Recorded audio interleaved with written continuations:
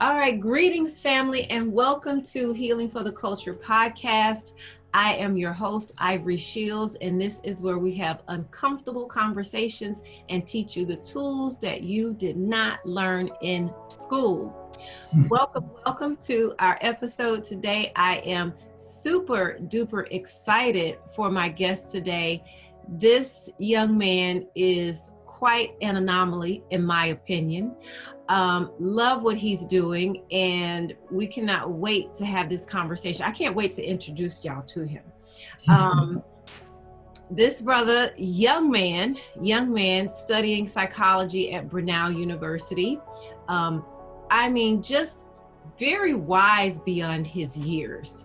And I cannot wait to pick his brain and just learn more about him and where he gets all this wisdom from. Super knowledgeable, and gives great advice. I listened to some of his videos on Instagram and I'm just blown away. I have learned a lot from this young brother, and I cannot wait to introduce him to you all. So without further ado, family, I want to go ahead and introduce our guest for this podcast, Mr. Phillip Quinones. Good morning. Good morning, Ivory. Grand Rising. We are excited to have you here. Thank you for having me. Yes. And when I said that you are an anomaly, I mean that. Okay. That is not blowing smoke. Yeah. You know? I appreciate that. That's a wonderful compliment. Yeah, it is. Absolutely. Because we just don't see many young brothers, young Black men who are in the space that you're in. Mm-hmm. Yeah, that's very true. It's very slim picking when it comes to my profession, both as a male, both as a heterosexual male, and then both as a African American and Black male. So in my categories, in my field, we are only 3% of the population when it comes to licensed professional counselors and when it comes to licensed board certified psychologists. Wow. Mm-hmm. So with that, go ahead and tell the family who you are, what you do. Okay, so like Ms. Ivory said, I'm Phillip Quinones, and I am 24 years old. I go to Brenau University, and I am in my master's program for clinical counseling psychology. I'm in my second year, so I have about another 8 months to go until I take the graduation exam and go for my licensure after that. I did my undergraduate study in psychology at Georgia State University. I also have my associate's degree from DeVry University in networking and communications IT administration. So just trying to bag and get as much knowledge as I can. What I do, so I am a counselor, which when people think counselor, they think school counselor, but I'm really a therapist. So I see a variety of clients ranging from couples to adolescents to individuals, and different spectrums of the mental health issues ranging from just moderate to mild to some severe. So that's what I do on a daily basis. Business-wise, I own a ESOL school that's CEA certified in, technically it's Atlanta, but it's really Marietta. So I own that and have equity in that as well. And on the side, I just do trading. I educate financially as well as I do psychologically and spiritually. I have a dog named Daisy, and I come from a single mom family, which heritage arrives in like the Caribbean, from the island of St. Croix. So that's kind of my story in a gist. Holy cow. Yeah. What a dynamic individual. I love it. I love it. I love it. I love it. I love it. I love interesting people with so many layers. And you most definitely represent that. Yeah. And I think it's beautiful to see, um, you know, to see people who are more than one dimensional. I believe that every single one of us are more than one dimensional. But I think it takes a certain level of um, courage and vulnerability, and really courage and strength to show that you're more than one dimensional. Because it takes courage to pursue certain passions. It takes courage to be that person who is an inspiration for other people. And it takes courage to be a therapist. Hell, that's the truth. It takes courage to be a therapist. And kudos to your mom for doing an amazing job. Mm-hmm. Yes, kudos to her. That's awesome. I love it. I love it. I love it. Okay, so I was going to ask you about your background and your upbringing. So you grew up in a single parent family home with a single mother. Mm-hmm. So my mom had me a little bit later than the average mom has their first child. So she had me at 36. So it was just me and her throughout the entire time. She did get married for the first time in 2003, but then divorced in 2006. That was a very short stint. But other than that, it's just been me and her against the world. And like you said, she's done a fantastic job. And my job is to take all that upbringing, all that sacrifice, all that instillment that I've grown with, and create my own path from it. And it's been working out pretty well for me so far. Wow. So are you an only child? Yes, ma'am. Yeah. Oh, wow. Okay. So I'm the first, the middle, and the last. Okay. All in one. Yeah. all wrapped up in one. All wrapped up in one. Well, that makes sense. That's why you're so wise, because you're the first, middle, and the last. Right. So did you have any sort of communication or contact with your father growing up?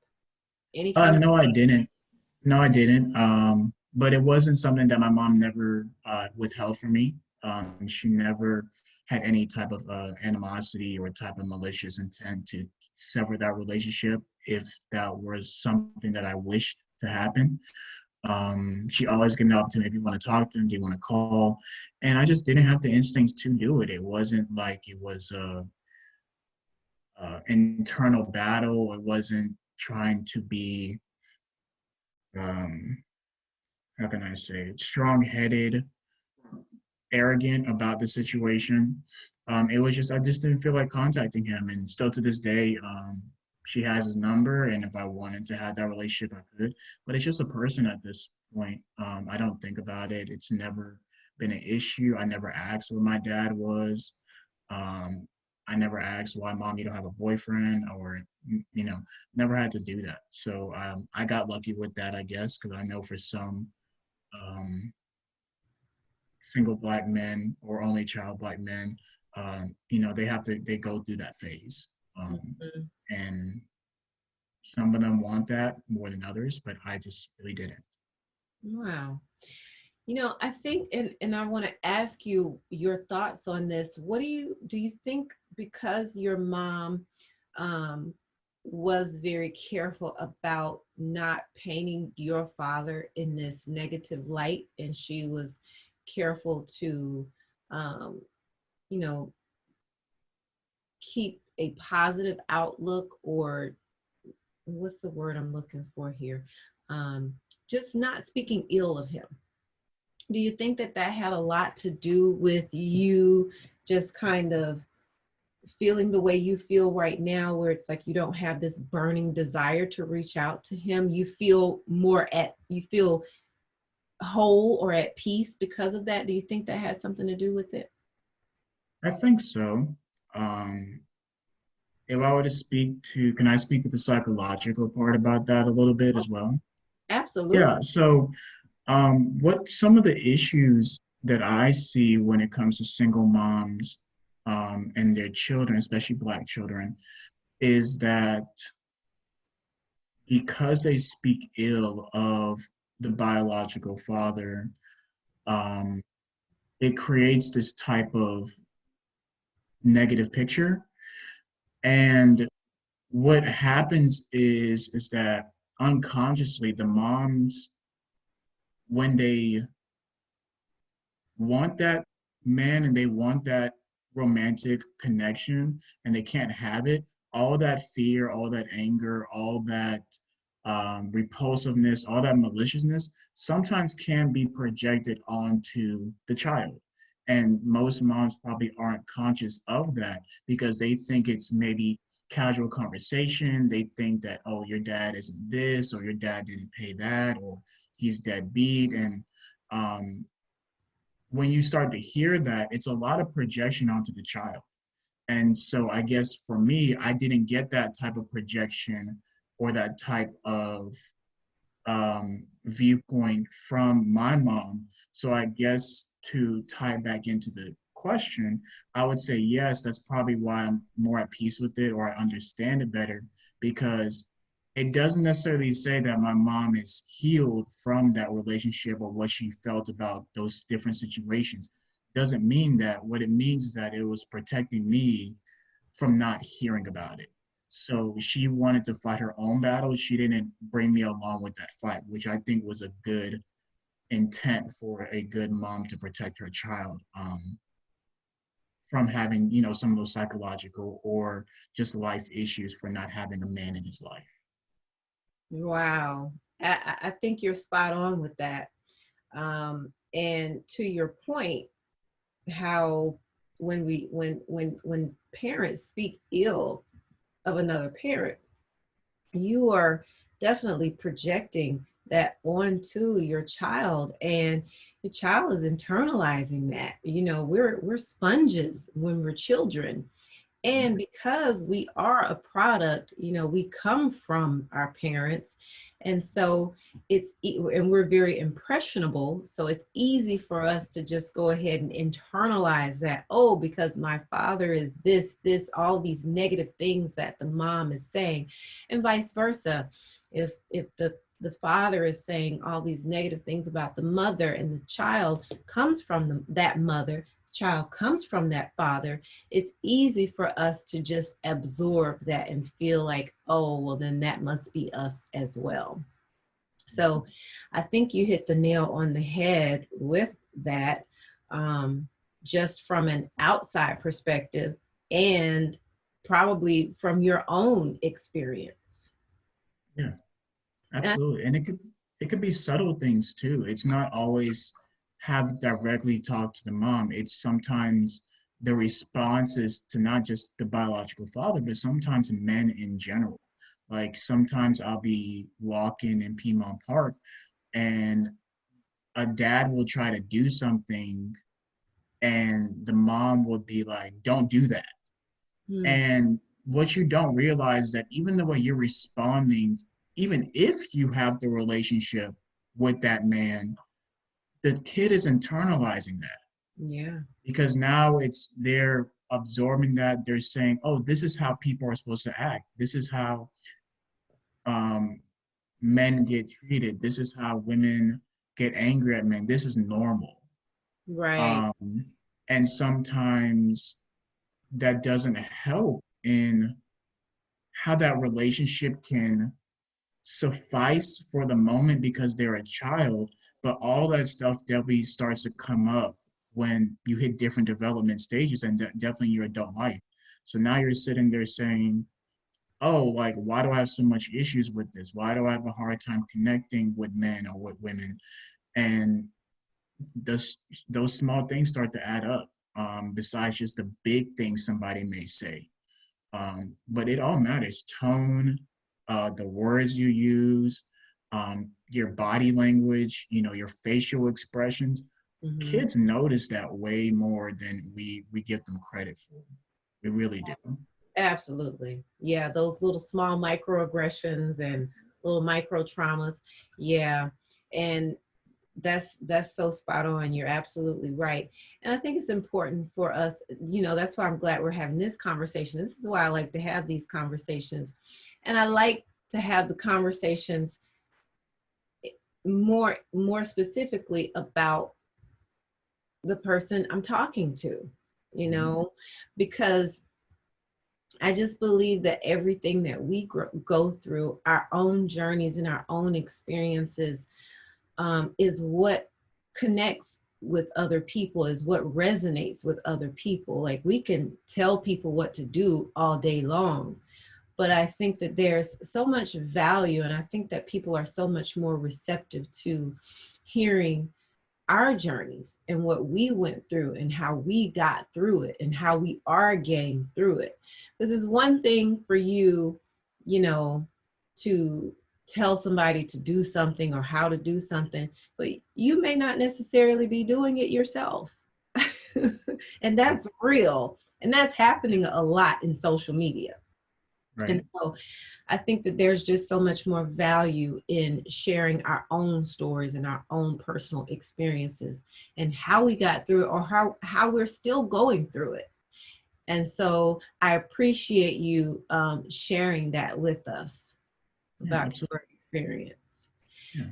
So, and I think this is a teachable moment for a lot of single parents, and just keeping um, these little nuggets in mind in how we speak to our children, and understanding that even those little microaggressions, um, and like you said, the body language and just little sly comments and stuff, how it makes an impact on that child.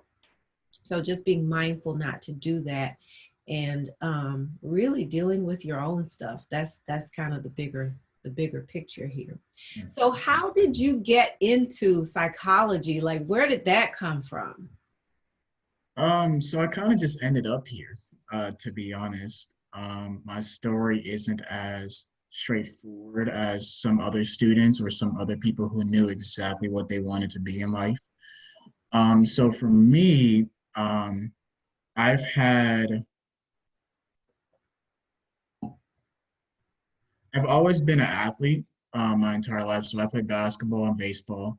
Um, and so unfortunately, towards the end of my, I would say, consistent um, development with trying to become an athlete at a higher level, I suffered a lot of injuries. And so with those injuries, I had to have a lot of surgeries. And so I spent a lot of time in physical therapy.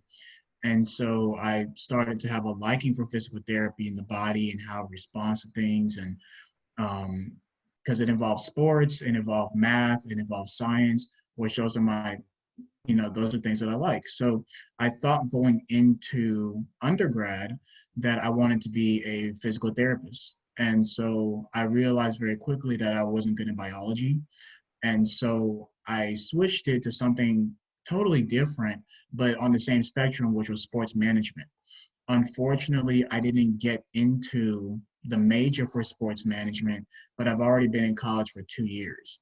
So at this point, people want to be knowing what they're going to do, knowing the degree, making the decision. Your freshman and sophomore year, you can change as many times you want, but probably junior year, and you need to start deciding like, okay, I need to choose a path, stick with it. So after I didn't get into the major for sports management at Georgia State, I went to my advisor and I was like, hey, look, I've been in college for 2 years. I graduated high school in 2015. So that means I need to graduate in 2019 with all of my credits from my associate's degree and all the classes that I've taken at Georgia State so far. What major will get me out of here in 2 years? And I didn't care what it was. I really didn't. I wasn't thinking job. I wasn't thinking purpose. I wasn't thinking how much money it makes. I just literally did not want to be in college anymore. And so she said, dot, dot, dot. She said psychology. I was like, let's go with that. And I obviously knew generally what psychology was. Um, but obviously it wasn't like a feeling of a passion. But again, I think life takes you places and sometimes you make decisions and you look back and be like, okay, that was a good decision. So did psychology, was pretty good in it. Um, I like the fact that it challenged me just mentally. It requires a lot of work. It's not easy. um, field or study. And so at this point, in 2019, when I graduated, it was still like, I don't know what I'm going to do with this degree. Again, I wasn't thinking big picture. I just wanted to leave college. And so I woke up one day after graduation and I was like, hey, what strengths do you have? What are your weaknesses? What do you think you can do day in and day out? I analyzed my limitations. I analyzed what my life goals were. And I just woke up and I was like, I think I want to be a therapist and start to pursue that route. So I got on my grind. I was donating plasma to get money for my application fees and my scores. So I think total all of those applications plus the examinations for graduate school, I think it was like $700. So that was a lot of donating I had to do to get that, but I really wanted to achieve that. So I got into Baylor's online Masters for Social Work, and then I got into Brenau University's Masters in Clinical Counseling. And Brenau felt better. It was in person. Um, I worked to my strengths. Brenau is a female-dominated white school. It's 96% female. So I was like, hey, look, like I'm a Black male heterosexual candidate. Like I know I play my cards. Like I'm going to play more where my cards are. So it's more like you kind of need me more than I need you, to be honest. So um, I knew that made me a good candidate, and I got into the program, and I've enjoyed it so far. It's been challenging, but it's been very rewarding, and I think it's a clear path for me now, and I'm very I'm very content. Wow. It's a little bit of my journey. Wow. What an amazing story. Yeah. Holy cow. I love it. I don't know how much you know about me, but my alma mater is also Georgia State. Yeah. And So my that. background is occupational therapy. Right. Um, and I applied to Brenau, got in, but I'm like, wow, Brenau is an expensive school. Yeah, it is. So, Very yeah, expensive. Yeah. the OT program was just way too. I didn't want to pay that much, so I ended up getting accepted into UAB's master's program and got a scholarship. So I was like, okay, Right. that worked out. Awesome. But it's interesting. You said that you kind of fell into it. And I kind of share the same story. I'm like, people are always asking me, how'd you become an OT? I'm like, I kind of fell into it. But in hindsight, I really didn't fall into it. Everything was really in divine order. And I definitely believe or feel like that's going to be the case for you as well. This is divine for you because you're excellent at what you do. And I want to talk about you being this athlete, you transitioning, or, well, let me take that back. Let me recant that. I feel like an athlete is always an athlete. My brother is an athlete. He played basketball for years, from the time he was 4 or 5 years old up until adulthood, played professionally overseas. Okay.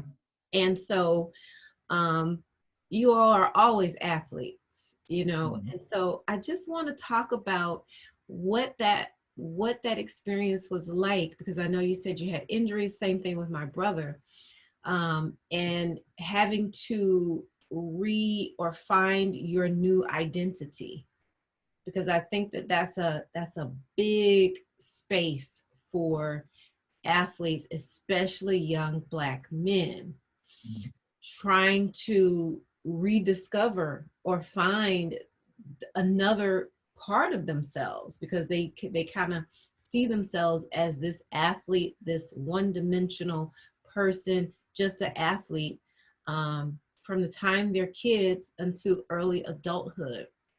And so when something happens, like, most athletes don't make it pro, or Yeah. athletes realize that's not for me. What was that experience like for you, having to find another identity? Um, Well, I can agree with you on that statement that it's very hard for athletes or for Black males to really find themselves of who they actually are outside of their sport. I could agree with that. And when some of them don't realize that, hey, like I'm not making it to the collegiate level, at least maybe D1, or making it to the pro leagues, like, okay, like what else am I gonna do? For me, I never had that. I don't even let my own work or my sport ever define my identity. It was something I did for fun. It was something I enjoyed waking up at 5 a.m. And going to the YMCA and shooting thousands of shots and playing rec ball, playing AAU, meeting people, working out. That was a huge part too. Like, and just see your progress, from elementary school to high school. It's just, I never had that issue. I never identified myself as an athlete. Actually, my story is quite opposite. Like, people were surprised of how I behaved because they put me in that box of being an athlete. Even when I talk to um, different different girls, it's kind of like, oh, I played basketball in high school. Okay, you used to get girls. No, that wasn't it. I just played basketball in high school. It wasn't like I used that to mask my identity or mask my masculinity or mask or use it as a privilege in order to I for people to identify that with me. It really wasn't that. So they're surprised by that. And I'm like, no, I still went to class, still got good grades. Like, um, and it never was the all in be all for me. Mm. I already knew that my brain is smarter than the average individual on paper, and just how I was performing. And so I never, I've been fortunate to never have that. Philip has always been quiet, reserved, very low extroverted in the socialization scale.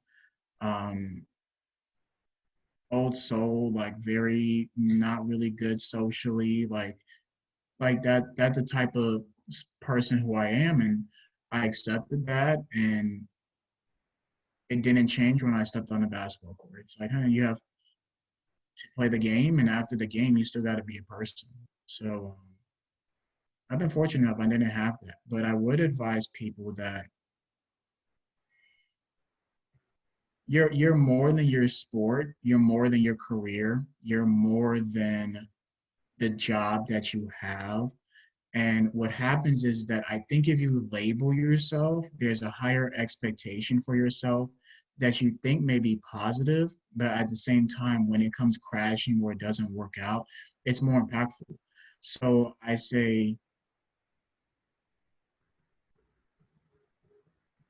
I'm not something, I can be something. So even with therapy, like I'm not a therapist because I don't like to really say that. I say, I can facilitate things because if you put me in a classroom, like I can teach you. If you put me in a therapy session, I can counsel you. If you put me in front of a group of people, I can speak. So it's not really like I try to identify either an athlete or my job as who I am. I'm just Philip, and Philip can do this or Philip does this. Because at the end of the day, I'm not gonna, if it doesn't work out, I don't have that much disappointment to say, oh, like, what do I do? Where do I find that identity? Where's that next purpose? It's like, no, it's like you should be fluid in it. You have an idea, you set a goal, you work as hard as you can. But if you solidify that identity with anything, um, it it's a positive thing, but it can come crashing down if it doesn't work out, and that can work in a athletic sense as well. It's like I'm an athlete. Like, just say no. I play basketball. Yeah. Like it's a difference between I'm an athlete and I play basketball. Like for me, I play basketball or I Got play baseball. mm-hmm. I wasn't saying I'm an athlete like that's all I do. No, like that's wasn't me. So I know some people have a hard time with that because they say I'm an athlete. That's all I know. That's all I can do. That's all I can be. which is not true. No. But unfortunately, my path wasn't like that, if that makes sense. Yeah, definitely. And I think that yeah, I'm glad you I'm glad you pointed that out, just saying that I'm not an athlete, because I think it's important for a lot of young people to hear that. And I think that that goes back to what we were talking about earlier, how we're not one dimensional. We have Right. so many layers. You have so many different identities. You're not just one thing. There's so many things that you can do. There's, you're so much more than just being an athlete or just being a rapper or whatever. I think we're moving in this direction of normalizing Black kids being interested in and being good at things, cerebral things, and not just the athletics and not just the music, but normalizing an interest in finance and the tech space, in science, in In all these psychology. psychology, In exactly, psychology, medicine, medicine, exactly. yeah. I mean, Law, law, law, all that stuff. Hmm. physics, all of that stuff. Hmm. Um, you know, because we can, but Yeah. I don't know why we get, how do we get, how do we get boxed into these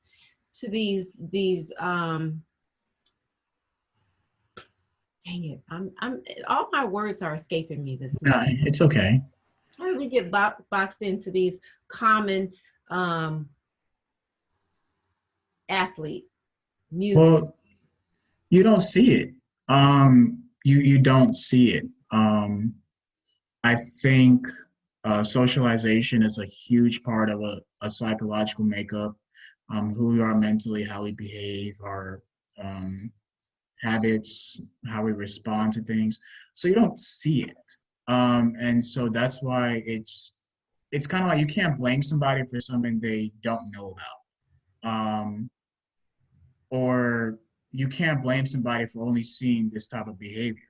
So I I think you don't see a doctor. Like if I ask somebody, name me 5 doctors that you know personally, name me 5 accountants, and we're specifically talking about Black people. Name me 5 lawyers, name me 5 judges, name me 5 psychologists, name me 5 counselors, name me 5 freaking teachers. Like you really couldn't do it on a consistent basis because you're not exposed to it. So can I really get mad at you for saying, oh, you can only think of an athlete? That's all you know. And so I think you can't really blame people for that. I mean, most of those people are probably middle class African American Black people that have those type of jobs and actually probably see and are around that lifestyle to have these people with these high SES, mid high SES jobs. Um, so they see, oh, I can be an accountant, I can be a physicist, I can be an astronaut, I can be a judge, I can be a CEO, like I can be a psychologist, I can be a neurologist or anthropologist or a forensic psychologist or a nurse or or a brain surgeon, like because I'm around it. So you can't really blame people. All you see is what you get. I mean, and it's a very, I would say, it's funny. I would say like I work in the dark because you're not going to see my work. You're not. Because I work with a person. It's subjective, right? And it's Wow. about I know what I did. I know what I went through with that person. I know that I've tried to help build this person up and have guided them to a point where now they can hopefully go out on their own. But you'll never know. One, because with HIPAA, I can never tell you. Two, unless they sign a release of information, they can't tell you. So you will never see my profession actually being highlighted or appreciated or thought about when it comes to an African American Black exposure. You really wouldn't see it. Um, It's not pretty. It's not fabulous. There's money in it, yes, but it's not like you see it with the rapper carrying money or with the cars or with an athlete, on ESPN or Sports. Like you don't see it. So you don't even know there's a real possibility out there for you to identify yourself with that. So I can't really be mad at how people feel like that's all they are. Like I can't be mad at that. Yeah. Now the issue is that when you do know it, which again is very rare, and there is a possibility, at least you see it. Because now it's like if I had a child and I was, let's say they're in middle school or high school, and they had one hand, I said, "Oh, you want to be an athlete? Okay, well, Philip, show me another path." I can't really show you another path. I can't. Like, oh, you should be a psychologist. Oh, what does a psychologist do? You don't see it. You don't see the accountant sitting in his office. You don't see the 24-hour shifts at a hospital. Like, you don't see it. So I can't really even give you the option to explore something different.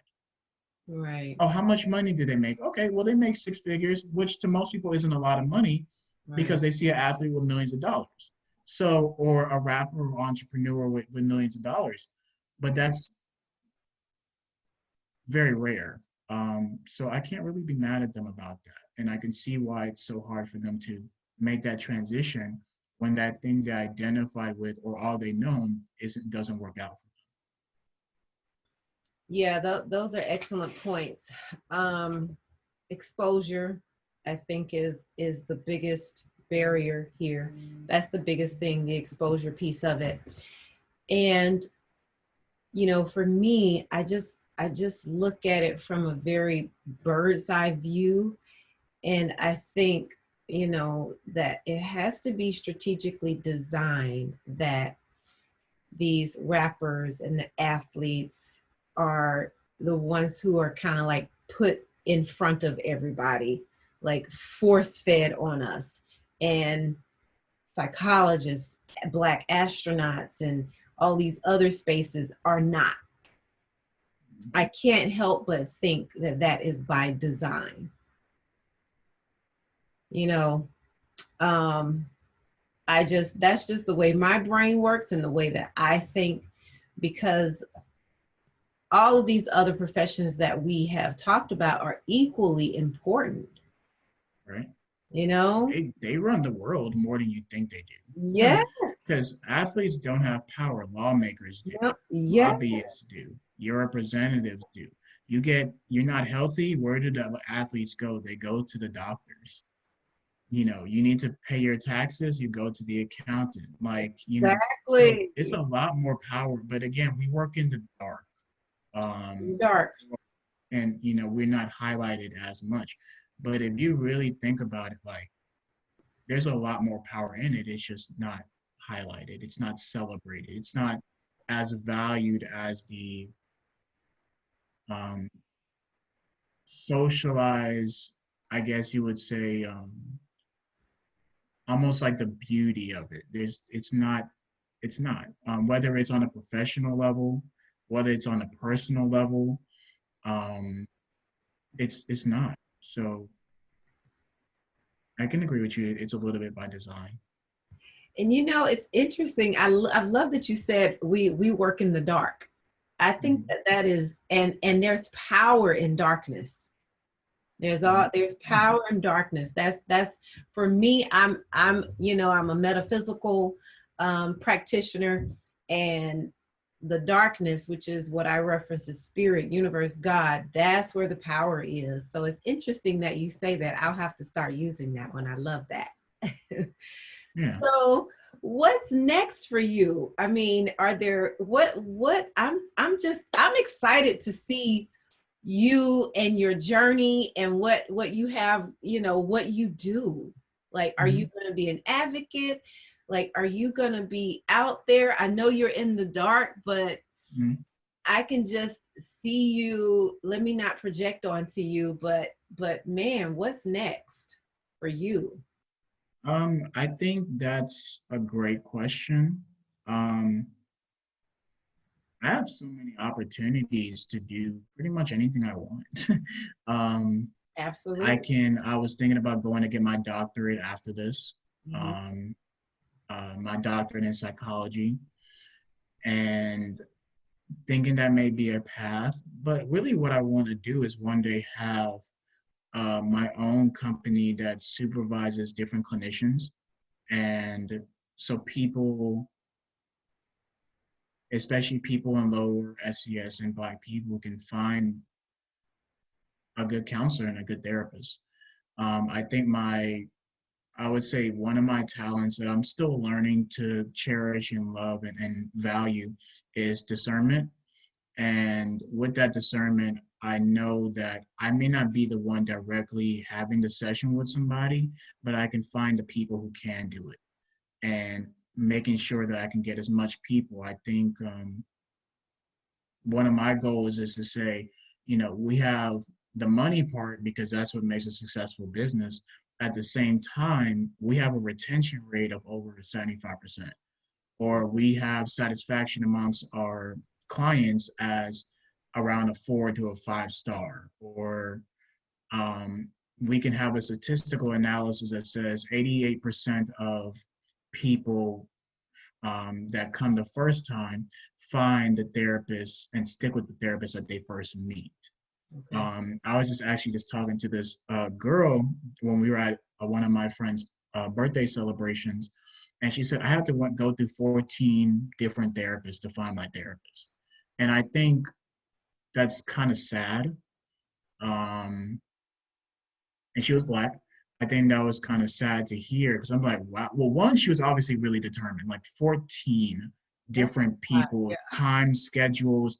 Like that's a lot of people to Yeah. go through to find the right one. So I think for me, I would want to have a company that hires different doctors, therapists, counselors to be able to service African American and Black people, specifically those people, and make sure that our statistics say that um, they're satisfied, that they feel safe, that they feel that they can be vulnerable, that they don't have to go through so many therapists to find the right one, but really focus in on those people because those people need it the most. And I feel like that's something that I don't necessarily need to go to the doctoral level to achieve, but it could help. But I can really stop after my master's Yeah. and start that process. So that's something that I think that would be a personal goal for me. Oh, I love it. I can't wait. You'll be the real Dr. Phil. Yeah, I get that all the time. If Yeah, you decide to do yeah, that. right, yeah, I'm super excited for you. And I'm glad you shared the story about the young lady who went through 14 therapists. I think that that just speaks to um, this idea that all therapists are not created equal, and you don't always connect with everybody. You know, there's a different certain people are going to connect with certain people. And so I think that that just speaks to, you kind of froze a little bit, but I just kept going. yeah. Go I, ahead. Yeah, I think that just really speaks to this huge need for therapists and for mhm, us to be in these spaces like we talked about earlier. Because absolutely, just because, you know, there's 5 Black therapists on the roster doesn't necessarily mean that I'm going to connect with them. absolutely. Yeah, The therapist and client relationship is very energetic, yeah. It's it's. very, I think it's 50% of the work. Yeah, it's yeah, 50% of. yeah, it's an energetic connection because you've got to feel, like you said, safe and comfortable with that therapist. You have to feel like that you have to feel like that therapist resonates with what you're saying. It just it there has it's kind of almost like chemistry, like in a Yeah, relationship. absolutely, Yeah, the absolutely. chemistry has to be there. So you know, that just really speaks to this need for us to be in these spaces of being psychologists and counselors and therapists, even coaches, Yeah, being absolutely. coaches. Mhm. So yeah, there's definitely value. So I have one last question for you, and this is kind of a big question, but I know that you can give some fantastic insight. With you being a 24-year-old Black male, how do we, what is the first step to encouraging young men like yourself, young Black men, to seek out therapy? What is one tangible thing something like myself or someone else listening can do to facilitate that?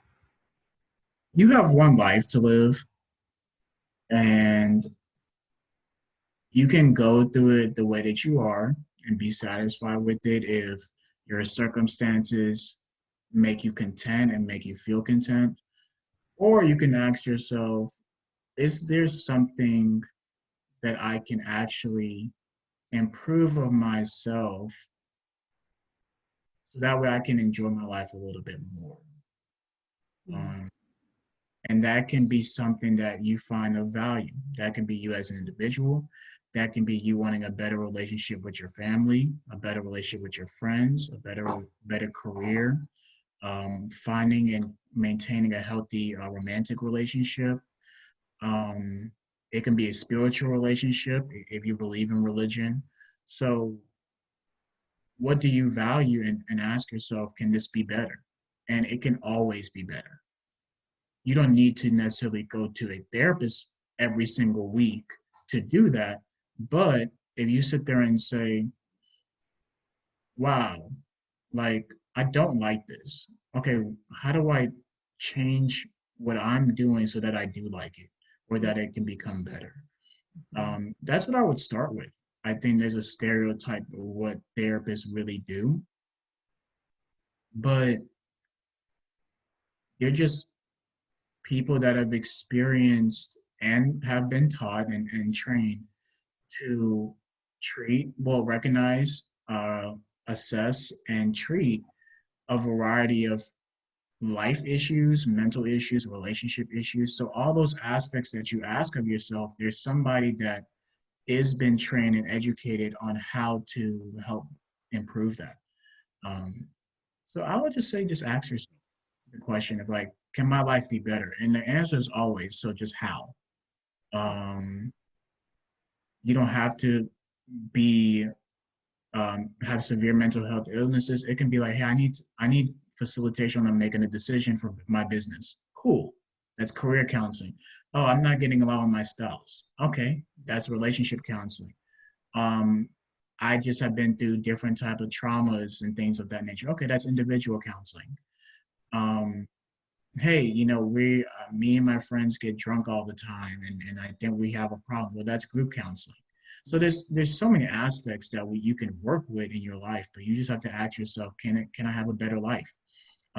Your time is limited, and if you're stuck in a place where you feel like I'm not improving, I'm not being my best self, I don't feel positive or healthy, or I'm in a situation I'm not enjoying much, you have a choice that day to make a call or to at least take a step forward to improve that. So that's why you seek it out. And it's for you, it's not for anybody else. You come into this earth alone, you leave the earth alone. So it's up to you whether or not you want to decide to do that, for yourself in all aspects of your life, not just in a mental health session, not in a mental health sense, but even in a mental health sense. Like, if that's what you want to improve, you make a choice to do that. I can't make that for you as a therapist, um, but I would want you to. And if it's not me, the advocation part is saying, if it's not Phillip that you want to see, then I'm going to try to get you some help to find somebody else. So it's not just a one-stop shop with me, but that would be my advice to somebody. Just ask yourself that question. I love that. I love that. That's great advice. I think that's great counsel. Asking yourself, first of all, can my life be better? And I absolutely agree with you. The answer is always yes. I absolutely believe that. The answer is always yes. And at the end of the day, we have choices. Mhm. We have choices, and we can make a choice to make our lives better. And to your point, it's really just about figuring out how we make this better. What's the plan? Talking it through with somebody who knows, who can provide you with solutions. That's what therapists do. Give you the insight and help you talk through the best solution that's for you. And Right. then I'll close with this, because you talked about this on one of your IG videos, and Mhm. how therapy is for regular people, for Yeah. everybody. I see a therapist, I see a Right. counselor, the therapist has to see a therapist. And I it's, do too. Yeah. we're just regular people. We don't have, I don't have like a mental health diagnosis or anything like that. We're not on the severe end of the spectrum in terms of mental health. We're just regular people just living our lives and making decisions. And Right. sometimes we need somebody to talk through things, Yeah, so absolutely. therapy is for regular people. So this was awesome, and your insight and your expertise is invaluable. And I appreciate that. you are so welcome, and I'm so grateful to have had a conversation with you. I think people will definitely benefit from this conversation and hear something in them that inspires them and encourages them to ask themselves, hey, can my life be better? And answer it themselves, yes. The answer is always yes, and definitely seek out help. And Phillip, Mr. Phillip, please tell everybody where they can find you. They can find me on Healing for the Culture with Ivory Shields. Yes. Oh, yes. Yes, yes. Tell them your Instagram. Oh, so my Instagram is I am that boy Phil. Um, I just try to pick random topics sometimes to talk about. Um, so it can be psychology, it could just be life, it can be something I see on Twitter. It just I pick it, and if I think about it, I just want to put it down. So um, if you would like that, and I would love to hear suggestions all the time about what to talk about. So just want to get that going. Excellent. Yes, yes. Please follow Phillip. I am that boy Phil on Instagram. He has very insightful videos, talks about a lot of different topics. And like I said, I've learned a lot just listening to some of your videos. So very insightful young man. Please follow this young king family. Again, Mr. Quinones, thank you so Mhm. much for stopping by and having a conversation with me. And I look forward to seeing what you do in the future, because I know it's going to be very impactful and you're going to leave your footprint on this world. So Oh, thank you. thank you very much. Thank you very much, Ivory. Thank you for having me. I hope to make you proud. Absolutely, you will. Ashe, ashe. Peace.